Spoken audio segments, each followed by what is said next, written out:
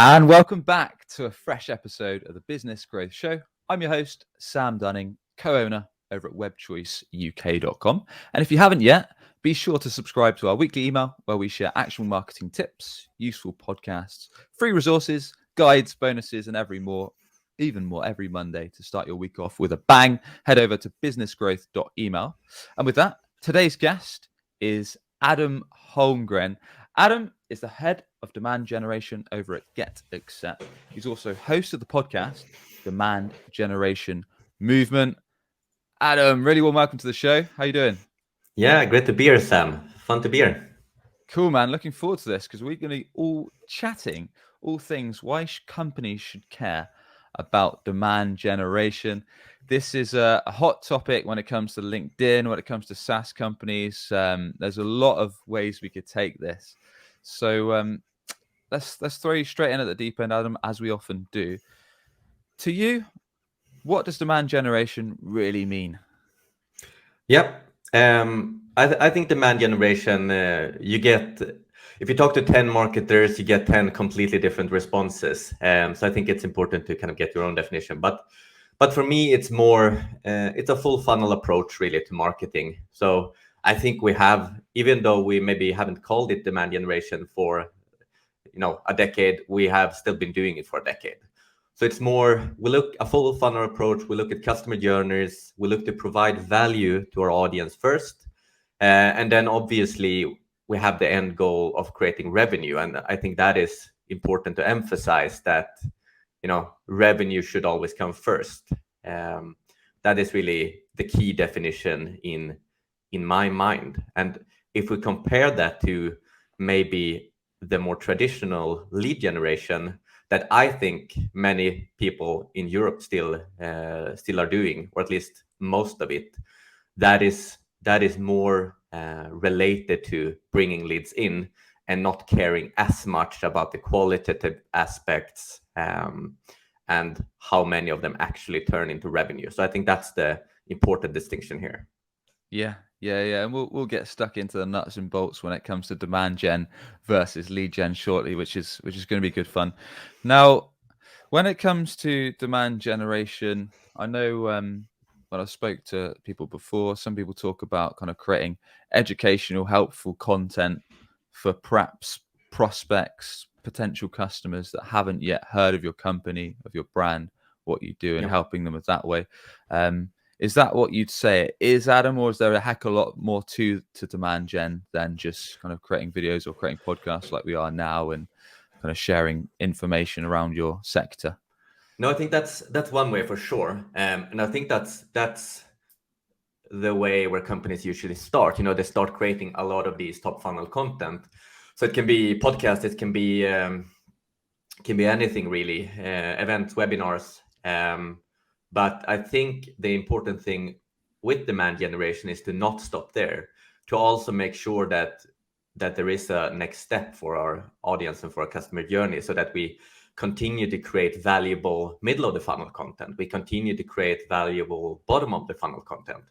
Because I think if we would research 10 different SaaS companies in, say, Europe or the US for that matter, I would guess that 75% or so of their content are top funnel content, which is obviously great to bring people in. But if you don't have a next step or something more valuable that the audience can go to, they are quite lost. And I think that's important in this full funnel approach, to have that, to not only focus on top funnel content, but also more valuable pieces when they know about you and your brand.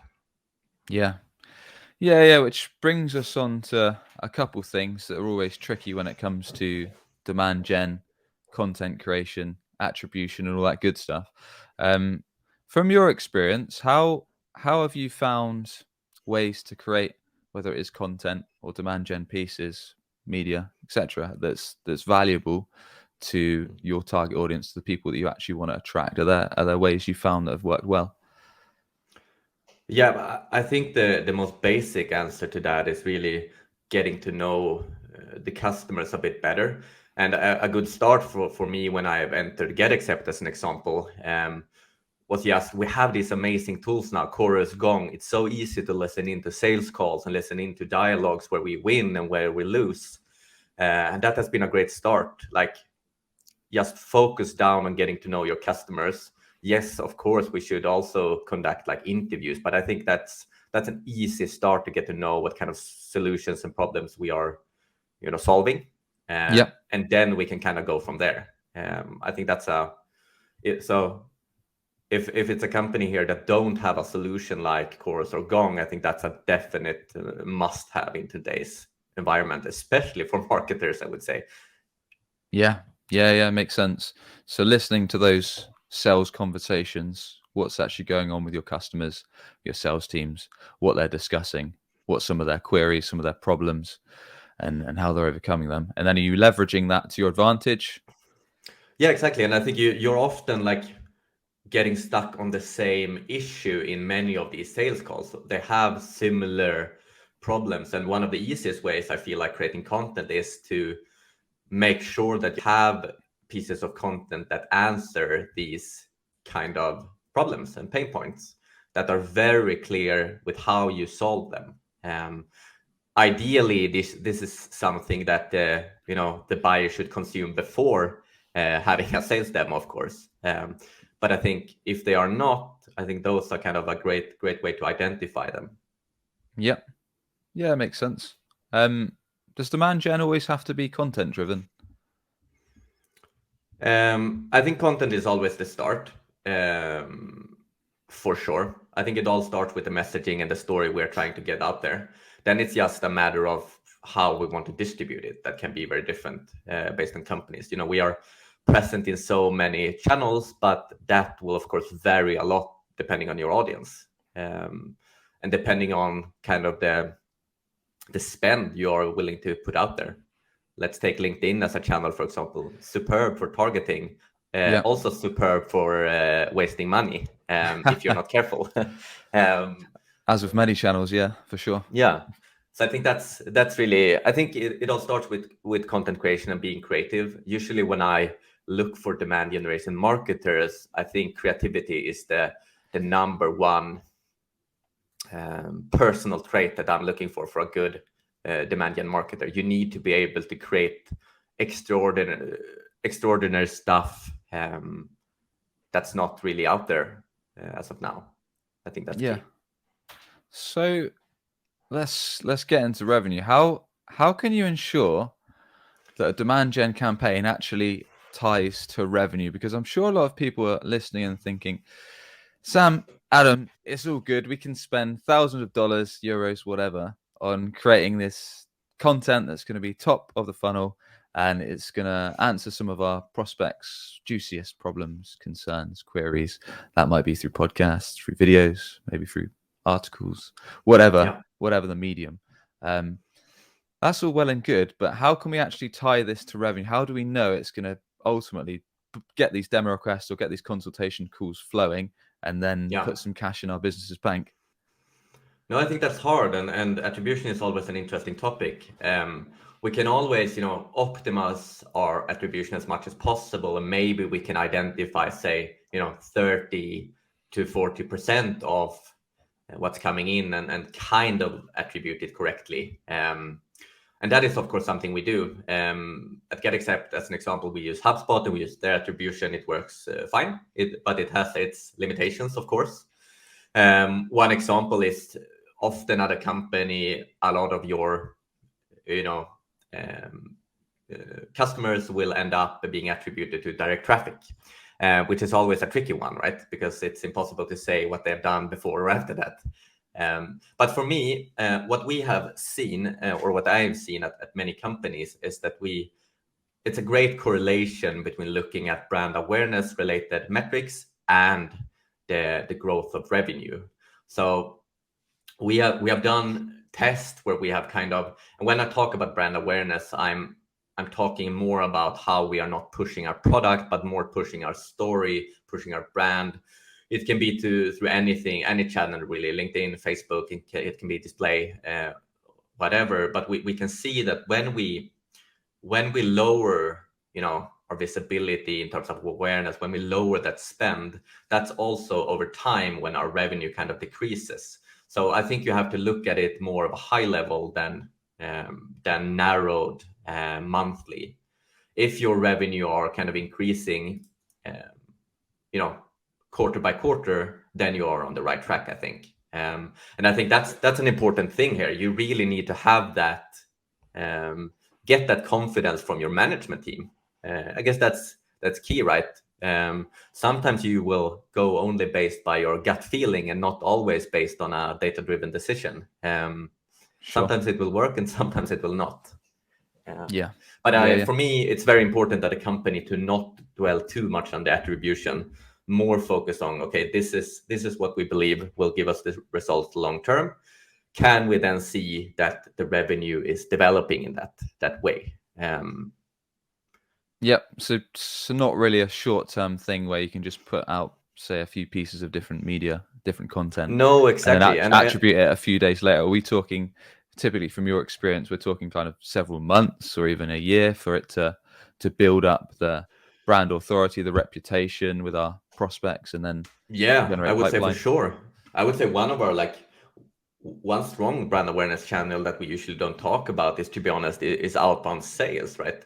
It's a great way for companies to get to know us. And it can be one of our SDRs or sales reps can call a company today, and then they might end up attributed as an inbound in a year's time. And then obviously the attribution maybe shouldn't be marketing, right? But still, there are so many touch points and so many opportunities for us to increase brand awareness, not only for marketing. I think that's important also.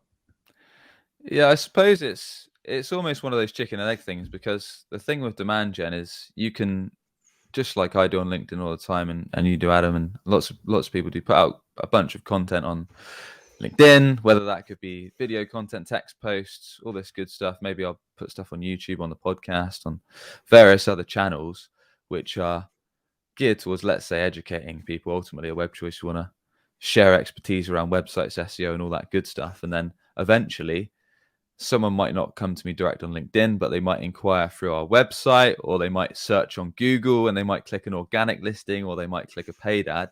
And it's not necessarily, when they fill out an inquiry form, they might not say, look, I've seen some of Sam's content, or I've seen some of the team's content here. They might say, I just clicked a paid ad. So that's where it gets tricky, isn't it? And you can't necessarily know what I guess, without talking to the customer on a sales conversation, unless you have a free text field for how did you find us or hear about us, you're never really going to know what the full buyer journey was and the exact impact of that top of funnel demand gen work. No, exactly. And then we have a few channels, of course, that are more our intent channels, where we actually try to capture, the existing demand, the people that actually are in the market to buy. And that is, of course, like paid search, organic search. And there the attribution is more clear. They will probably get attributed to paid search, but probably they found us somewhere else a year ago still. And then our more paid social channels are more awareness based. So there we're more trying to educate the market and then eventually kind of convert them through our intent channels like paid search and organic search. Here's a tough one. If you were a startup, what would you be more inclined to do? Would you be more inclined to look at the bottom of the funnel, the bottom of the sales funnel, so people that are ready to buy, that probably have never heard of your company, that have got high intent, and look at those channels to capture demand, i.e. Google paid search, Google organic search? Or would you rather play the longer game, maybe save cash, I don't know, depends on what you resource into it, and maybe look at more demand gen as a longer term play? I guess, as you said, it depends on how much cash you have in the bank. If you're like a VC-backed company, brought in a lot of money, I would probably go more for the long-term play. Start with building up the organic engine. Start with building up, but that is more of a long-term play. If I were going more at a bootstrap company where we actually need to survive on our money, I would probably start with the capturing part, for sure. But I think that's an important distinction, because if you start with the capturing part, that will probably hurt you when you get further down the road. So it's again a chicken and egg question, I feel like. But yeah, it's an interesting one for sure. Oh yeah. I think I'd probably be the same. Ultimately, if I started a brand new business now, I'd want to get qualified sales leads in as soon as possible. So I'm going to do some paid search, and like you say, demand gen as and when you've got the resources to do it, you'll start ramping it up, building it up, so you can build up some longer term awareness and people at the top of funnel. So you're considering all angles of the marketing cycle, I guess. Usually, I think paid search is a channel that gets a lot of bash, but for me at least, it's still a channel that is very much working. People, it's highly competitive, of course. So that is, well, I guess the problem compared to 5-10 years ago. But it's still probably one of the best ways to capture that intent. Yeah, exactly. I think one thing that annoys me is when, I don't know if you see this as well, a lot of people on different channels, whether that's LinkedIn, podcasts, etc., they're going all in demand gen. So they're saying, look, you need to create this content at the top of the sales funnel that's going to educate your potential buyers, fill them in on your sector, so you become the trusted brand because you're giving free tips, advice, you're helping them really understand how they can get the job done, and then when they need it, they'll come to you.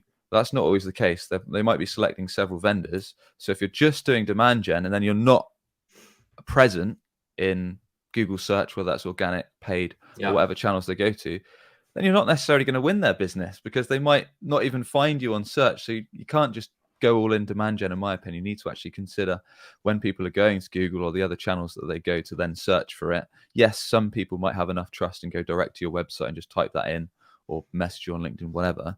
But some are actually still going to compare you to one or two vendors. And if you're not showing up on Google with ads or organic, then you've screwed yourself over because you've lost the business. Yeah, exactly. And it also depends a lot, right, on what kind of business you have. If you're in a very new category that's like where it doesn't really exist any existing demand, yeah, then of course you might go full on demand and creating content about it. But if it's usually you have a category where you can at least identify with something, I think it would be almost stupid not to try to capture it. It feels like left out cash, to be honest. Yeah, I just wanted to get that point across because it frustrates me when people talk about demand gen, but they don't actually talk about capturing that demand. So it's just a waste of your time and effort. So how does demand gen stack up against traditional lead gen? Because I'm sure a lot of people tuning in are thinking, guys, this is quite wishy-washy. You haven't really told me what I can get out of this. I know that I can run a traditional lead gen campaign. I can get hundreds of leads. Yes, my sales team might have to sift through them for ages, and some of them might be total junk. But how does it stack up with traditional lead gen campaigns? Yeah, I think the entire point of calling it a demand gen campaign compared to a lead gen campaign is that the volume of leads coming in from such a campaign would obviously be less, but the quality should be higher. So we should have a higher percentage of people going into deals, going into customers, and so on. Also, a way to not have our sales reps spend time on things that are not relevant. I think that's like one of the key things here. And then to achieve that is of course hard. I think one of the usual things when you talk about a lead gen campaign is you have some sort of gated information, and then you capture a lot of contact information based on that. And then the differences in demand gen is more, you're probably trying to educate the market in some way, but not necessarily trying to convert them right away. But eventually, your whole theory here is that they will convert on their own. So I think lead gen is a much more measurable tactic. You can see the lead obviously coming in almost straight away. And demand gen is more of a, usually at least, more of a long-term play, where you might not be able to attribute a single campaign to an MQL that came in today, more or less. So I think that's the important distinction. And then we can, of course, talk about how to go from lead gen to demand gen, because that is an even more interesting topic, I feel like, and probably the hardest thing to do at a company these days, I feel. At least it has been for me. Yeah. Let's talk about that in a sec. But just before, so many companies still spend big money on webinars, gated content like ebooks, videos, where you've got to give your name and email, perhaps more company details in return for some kind of content that will hopefully help you. But in return, you're going to be marketed to, perhaps called by a sales rep, or perhaps put into an email nurture campaign. With the rise of demand gen over the last couple of years, and what we're talking about is that now a waste of time and money? No, I'm not necessarily against gated content per se. I'm more against bad gated content. I feel like when you know gating have a point, for example, for a webinar, you're taking in their information to be able to maybe book the webinar in their calendars. Then I really see a point of doing it. Same with a free trial. You need their information to set up an account. Fine. And probably you will also start marketing to them in some way. I think what we're trying to move away from are these more, take this blog post, make it into an ebook, and get it. Because that, I think that is more hurting. Like, we want a lot of people to see our content. And I think if we gate something, we will get less people that see it. We will get a lot of buyers into our journey that are not real buyers. So I think by ungating these more simple stuff is helping us spread the word about our brand and products, for sure. Yeah. What do you think determines a gate-worthy piece of content? I think that there is a practicality in it, to be honest, that we need your information to do something for you. Say a webinar, we want to book it in your calendar. We want to remind you a day before the webinar. Those are more, you could get value from us doing that. I think that is, at least for me, that is something. Then I would feel fine about gating something. Yeah. I quite like that. I think we have a reasonably similar mindset. Like, I've only ever gated one or two pieces of the content that I've put out, and I think that was, I made a website lead gen guide a while back, and I made a LinkedIn lead gen guide a while back. But both of those I sold first, and then after about 8 months or so, I thought I'd just make them free in return for an email, so I can start sending people a weekly email. But yeah, apart from that, unless I'm of a similar mindset, unless I've got feedback from actual potential clients saying this is actually good stuff and I've really enjoyed it and it's helped me and I've learned X, Y, Z, then I kind of feel on the same boat. And I think a problem I've had in the past with gating content is we have gated, say, a certain ebook, and then we get a really large customer getting attributed to that ebook because eventually they downloaded that, but probably they have heard about us a lot before. So then we have a 300,000 euro customer attributed to a gated piece of content. Then it will be impossible to argue to remove it, right? Since maybe most of the upper management will believe that the gated content was what initiated this super deal. So that has been hard in the past, for sure. I thought you were going to, that's a good point though. I thought you were going to go another way. I thought you were going to say like an existing customer downloaded a piece of content, then got marketed the shit out of, and then like complained and said, I don't want to work with you guys anymore. Yeah, maybe that has also happened. I'm not sure. I'm sure it has. I'm sure it has to some companies, for sure. So yeah, how can a company make the transition from a pure lead gen mindset to moving into more of a demand gen play? Yeah, I think to be really practical, I think what we have done, which I find is maybe the most simple way to start moving in that direction, is kind of to split your funnel up in a couple of different ways. Right. And what I mean by that is to split it up by the actual intent. You will always have more low intent buyers coming in, but to split it up, for us that believe, split it up into a funnel that we call high intent, that are, as we said, more demos, the contact request, those goes into one funnel. We have a free account funnel where we have a freemium product, so that is one funnel, the free accounts. Then we have the more low intent funnel where more events, webinars, and so on ends up. So it's more we stack it up into 3 different funnels. And the important thing here is what I've usually seen in most companies is that most of your revenue comes from the high intent bucket, right? But most of your leads are coming in other buckets, so such as your free trials or freemiums or your low intents.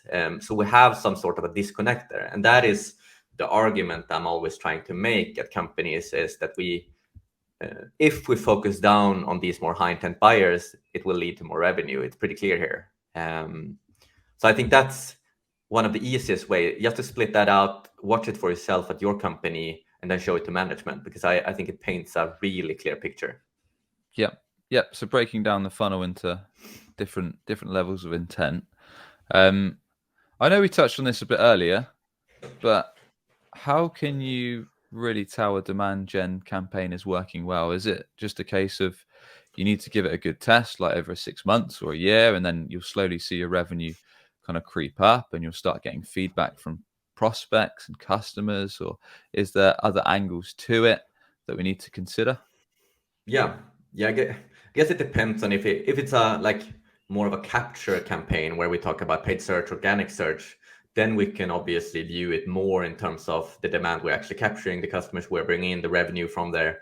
But if it's more of a demand generation campaign where we are trying to build awareness, we are at least looking a lot more at certain awareness metrics. So we are looking at, okay, how is our branded traffic developing over time? How is our direct traffic developing over time?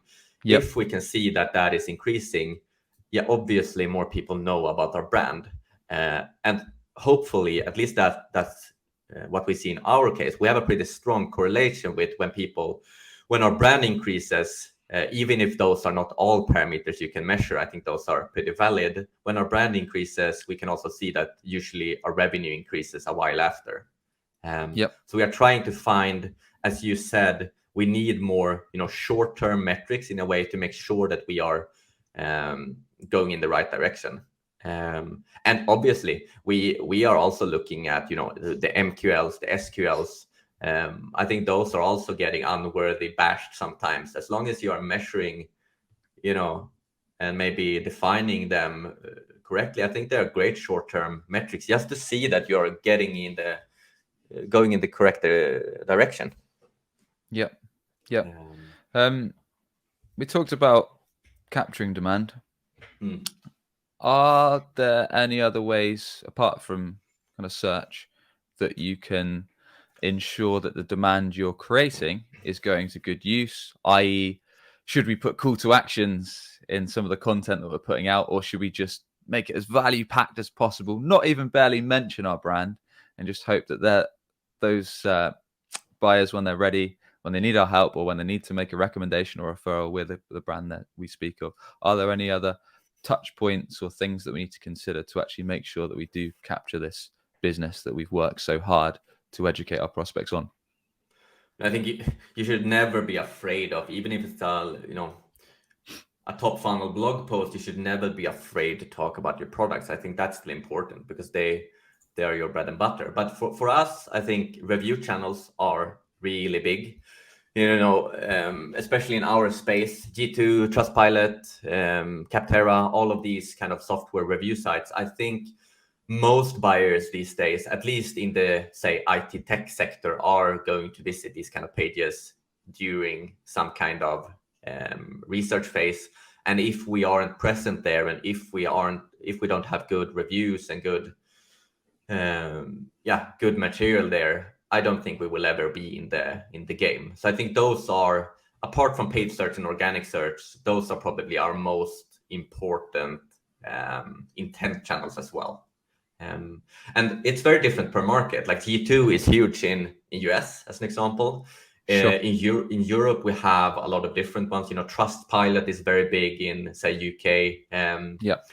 We have certain. So I think it's a matter of finding what's relevant for your specific market. And obviously making sure that you have happy customers before. That's really key. But I think review sites are, since you can't really attribute it directly to review sites usually, you can't really see that it's happening. But if you, as you said before, if you ask your customers, a lot of people have seen you on review sites for sure.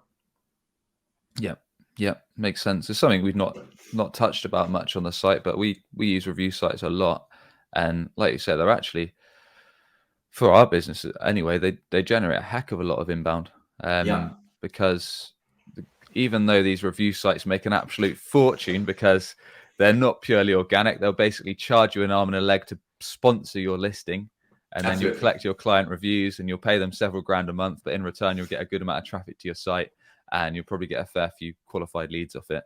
But no, it helps with that branding building piece as well.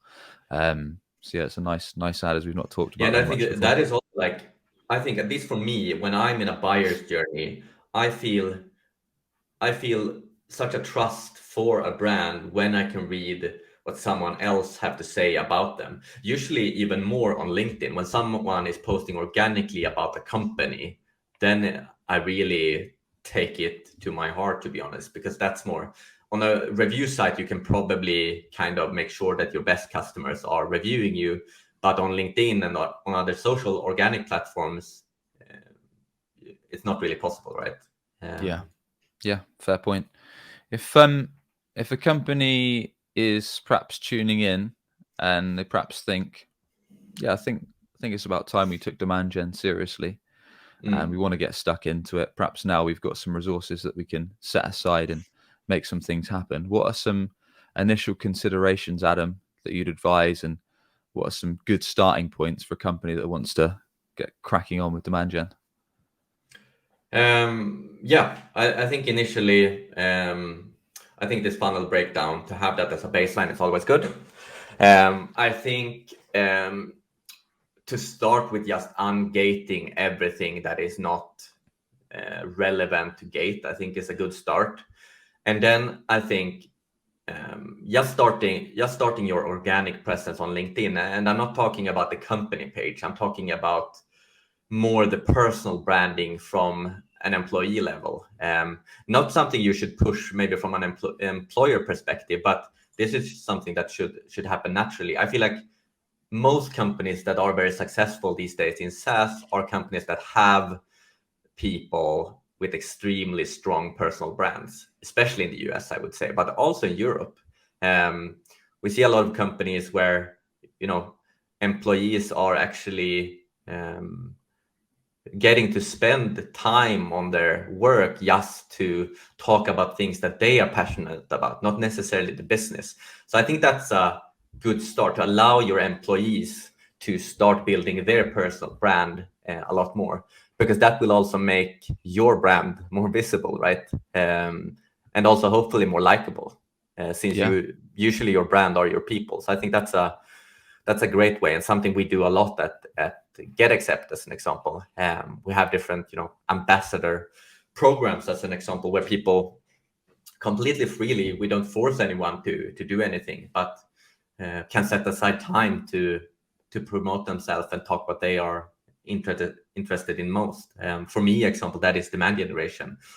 We aren't selling a solution for demand generation, obviously, but that's what I'm passionate about, and I will continue to educate and talk about that. So I think yeah, and also that's an easy way to get started with. It's just start to post one thing every week. That's the kind of thing I'm trying to do. As long as I can post something I feel is relevant and valuable once a week, it doesn't have to be more as a start. But that's fine. yep. Oh yeah, there's no doubt LinkedIn's a powerful platform, and I certainly side with the fact that if you aren't empowering your team, your staff to get on there, and because it's a win-win, right? As long as they're not Yep. posting nonsense and cat videos every day, then as long as they're actually Yeah. posting stuff that's half relevant to your sector, and if there is Yep. some personal stuff in between, then it's only going to help you and it's going to help them as well. Because, like you said, they can build their personal brand, their reputation, and likewise, if they're talking about something that's related to what you do, whether that is best practices, tips, tricks, etc., Yep. it's a win-win for both. Um, just to wrap things up, are there any top channels that you think that people should be considering when it comes to a effective demand gen strategy? Um, Yeah, I think there are, I think all channels really, but no, but I think the most interesting channel I see for 2022. I would say the most interesting medium I see that we have seen bringing us the best results in 2021 are video for sure. So, and it doesn't have to be high produced videos. It can be recorded with your cell phone and still perform very well, because I think people really like videos. And I think an interesting channel that we will look into, I know you're already doing it, but is YouTube ads. Because I feel one time that I actually look at a full ad, that is usually at YouTube. I spend a lot of time at YouTube, and I see so many great IT tech companies, software companies doing funny ads on YouTube. That is something we will for sure try to do something with in 2022. I think that could be a cool thing. Yeah, interesting. We've not done a lot with it, but that's a channel I think that's going to get more exploration. I know Chris Walker was talking about on his podcast recently. So yeah, I'll be interested to see what happens with YouTube ads over the next 12 months. Likewise with LinkedIn video, I see that creeping more into the scene with the paid ads and that kind of stuff. So yeah, nice one, Adam. Look, really enjoyed the conversation, sir. It's been a good chat. We've covered some good angles when it comes to demand gen and versus likewise. lead gen as well. Thank you for having me, Sam. No worries, dude. So with that, please do tell us more about how everyone can learn from you, connect with you, and the best way to get in touch. Yeah, you can always find me on LinkedIn, of course, Adam Holmgren. And then I always suggest you to listen into my podcast, The Demand Generation Movement, where we interview other European leaders that are kind of at the forefront of that, for sure. Good man. And we'll put all of those links over on the site at businessgrowth.marketing. And with that, I want to thank you once again, Adam. Enjoyed the chat. Thank you. No worries. And as always, if you enjoyed today's episode of Business Growth Show, why not give us a quick subscribe on YouTube or give us a rating on Apple or Spotify? And with that, we should catch you on the next one. Cheers.